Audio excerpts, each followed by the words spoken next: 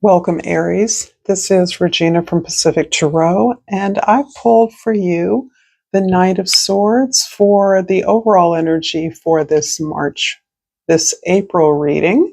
I can't believe it's April already.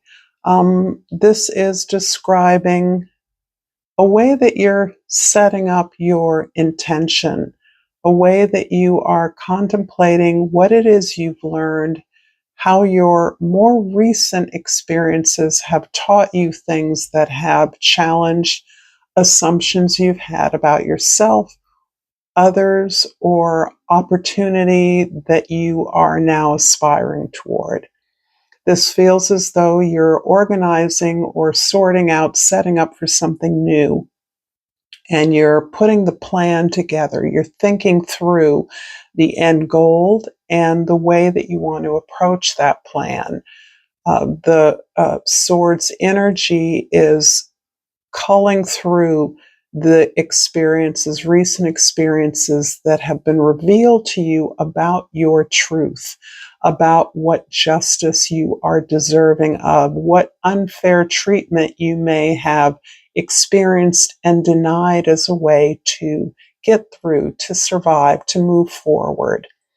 There's something that you may be documenting or writing down regarding your past or your plan or project in a way that helps you to clarify your goals and your intentions about those goals. So this is important for those of you that are wanting to commit something to paper, wanting to make a presentation, relying on your powers of speech or expression to share ideas that are not yet fixed, that are you're still in the exploration and discovery phase, but your clear intention is to start something new. And the way that you are grounding it in your thoughts are what is critical to your movement forward in the month of April. This is a general reading, so it's not going to resonate for every Aries out there. I appreciate your attention, the time that you spend here. If you're interested in a personal reading, information for that is in the description box below. And let's get started with your present energy. I have for you the Ace of Cups in the house of your social identity, the way that others see you. This couldn't be softer or more beautiful at this time. Many of you are going to be having birthdays in the month of April. Many of you have already had your birthdays. This is recalling your gifts, your organic nature. This is the strength and ability to go back and find the jewels within your soul. Find those qualities, temperaments, energies that resonate with your authentic truth. This is absolutely related to the truth that you want to share with others. This is the formulation of that desire in an experience of healing. You may have recovered from an illness. You may have been or are a caretaker for someone else who is ill, or someone who needs your attention, your nurturance, your care. How you've translated those qualities, the ability to be there for others, is something that you are learning to translate to yourself, to truly give yourself the emotional gift of your own authenticity, so that you establish your value for yourself. You establish your empathy that you share with others for yourself. There is a sense even of self-forgiveness in your efforts in the creation of something that you are working towards developing with others. This is part of a community. This is part of a partnership or a team effort. But your seed, your idea is seminal to the development of this new gift or service that you are contemplating. In the first house, we have the Three of Cups, which emphasizes all the support that you have around you for this new venture. And although there's nothing here, I mean, the Ace of Cups certainly, but there's little here about your grounding this. There's a lot here describing the open-heartedness, the love, the service nature of what it is that you are attempting to do and the support that you have from others to do so. This support comes primarily from things, or the celebration is primarily the ability to be safe in your vulnerability. Realizing through your own experiences that your greatest wisdom has come at a time when you have let your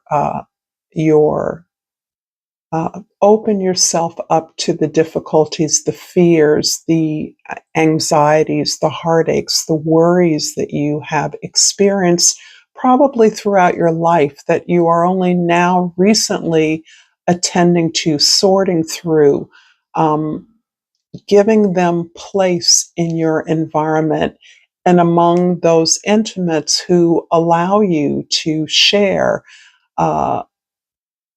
in a way that is safe. You are engaged in sharing collective resources, sharing your ability to listen, as well as your vulnerability in sharing your stories of difficulties. So the celebration, the joy that this card can indicate can often come from having survived some very harrowing, extreme examples of hardships. In the fourth house, the house of your foundation, your grounding, your home, your family, the Three of Swords really is looking at the examination of the failures and disappointments you've experienced as the springboard to your ability to recognize the power of your healing, the power of your willingness to take responsibility for failures or disappointments you've experienced, recognizing your role in those, stepping forward in a way that helps you to understand that heartbreaks are the lesson, the language of the heart in terms of learning who you really are and what you actually can do. This is against the feeling of being a victim, the feeling of being oppressed by others, the injustice of that, recognizing where your agency is and taking that as your ability to step up and recognize that the heartbreaks and failures were in part a result of your giving away your power unjustifiably and expecting love in return. Now you've learned that you give yourself the love that you need first before you offer it or give it away to anyone else. Your cup must be full, and you better understood as a result of these experiences why that is so, the tremendous power you have, the brokenheartedness, the broken bell. There's a Leonard Cohen line about the cracked bell is where the light gets in, right? Many of you will know exactly what that quote is, but that is the lesson of the Three of Swords, right? The cracks in your heart, the breaks in your heart are where the love and light shine into you to heal you. You have the power to do that. In the seventh house of your significant relationships, the Four of Wands is beautiful for creating something. This is something that is collective, communal. It is based on a strong partnership with other or others that are in alignment with your spiritual, social values, so that you are celebrating your ability to do this work, to learn, to grow together, to make space, to support the learning and the growth of others. This is about your own expansion in community, your own growth in community. In fact, there may be a way that you are in the process of documenting that, sharing that, presenting that to others, how you've grown, how others have grown, a way to grow that is healthy, that does not sacrifice one's principles or one's gifts into the social stratosphere of competition, superficiality, a so-called abundance as truly more of an expression of glut, of wealth, of over extreme, excessive luxury. This is really the growth, the achievement of constantly expanding and noting that, making note of that, finding the truth in that, the truth that can be shared with others towards a more just world.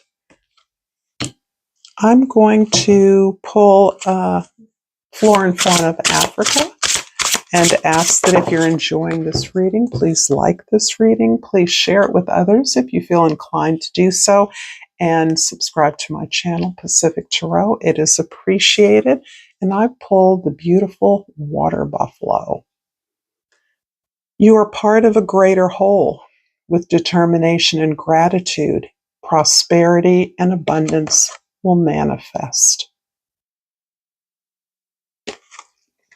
I'm going to put that at the center. And what I'm noticing is the water lilies that are the companion plant, if you will, with the water buffalo. So it makes sense that these lovely water lilies would be a feature of the perseverance of the water buffalo as well, and the strength with the fragility, the complexity, the eternal blossoming of the symbol of a water lily. In your first house, the Three of Cups is clarified by the Empress. Wow. So the Empress is really, again, a number 3. Threes are the number of action. They're also the number of the artist, the manifester. They're the number of nature. This is about not only building, but receiving the rewards, receiving the recognition, and enjoying the process. So a message that everyone has been getting is enjoying the journey. You already are everything that you need to be, everything that you need to have, you have within you. And so this really is about that attunement with others with whom you work, with whom you support, and the success that deserves to be enjoyed. The process, the work itself becomes an act of devotion. A love of craft is part of the beauty of the Empress card, the power of Venus. In the Three of Swords, I pulled the Nine of Cups. So it's so interesting that this understanding of your responsibility in difficult situations that you might term failures, certainly disappointments or heartaches, is being clarified by the Nine of Cups, which is emphasizing your understanding of your role, your acceptance of who you are, your self-forgiveness, which is another theme here, that you understand that your path is what it is, and that that path itself, what may seem like an itinerant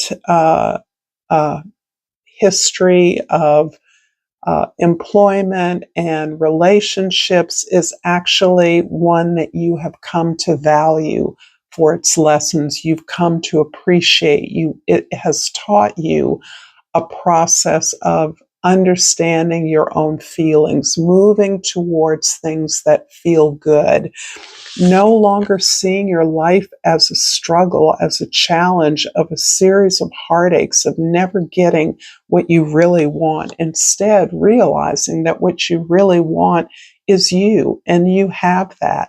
You have all the skills, the knowledge, the power to move forward and accomplish. It really is uh, setting up the Empress in a very real way. This is the way we experience the wish fulfillment, the power that we're able to create as the Empress.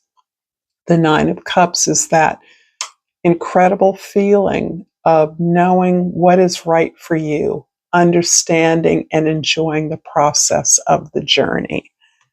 And in the fourth house, the Four of Wands is clarified by the Nine of Coins, a card I absolutely love. This is about your independence in the midst of a community of interdependence. So it's beautiful the way these cards are working together. Your ability to work with others, to commit to an experience of growth, celebration, sharing that expansion of learning is emphasized and grounded in your independence, your ability to cultivate your own interests, talents, and skills, to understand that that becomes a basis for being able to do what is right for you, not looking to others to make decisions for you, but putting the energy into the things that you desire for yourself. This is the basis for all relationships, including the relationship with yourself, so that you understand you're a discrete person with your own mind, your own ideas, your own desires, and that with that holistic sense of being, you most productively join into relationships to create this community wealth, celebration, harvest of the process of learning and growing. And in the 10th house, the Ace of Cups is clarified by the Five of Wands. You are a problem solver, Aries. You look for solutions. You're less and less comfortable with the competitive life. You want that competition to result to be a healthy competition. In other words, ways that we inspire others, each other, to work harder or to be more creative. But we come together and we collectively take responsibility for the solutions that we want to implement. And this is really about this more hierarchical, less hierarchical way of working. This is about the way you understand collaborations. In one regard, your collaborators are those with whom you have shared significant emotional or physical challenges with, trusting that others have understood the kind of experience you've gone through that binds you together. This is your empathetic nature, really looking through the actions you are prompted to take. So, because you are active, outgoing, assertive, you have understood that the best way to provide the services or assistance or the gifts that you have in the world is in working with others to do so. I'm going to finish this reading with a crystal oracle, one of my many crystal oracle decks. And I'm hoping that this reading is working for you.